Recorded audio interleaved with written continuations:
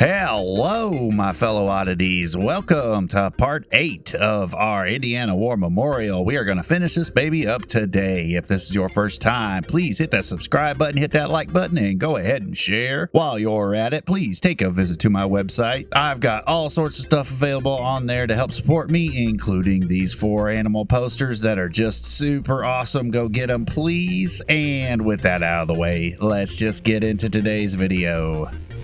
So today we are just going to finish up working on this foreground. Right now we are just going to be using some light gray with just a little bit of raw umber mixed into it to get some of these details drawn in, and then we will add a little bit of yellow ochre to that and get some of those bricks painted on that back building there and get some of these shadows. And more than anything, we'll be hopping all around a little bit here and there, adding light sources and some bright highlights in various places, and doing our final round of just touch-ups and various little details that I may have missed in the initial pass.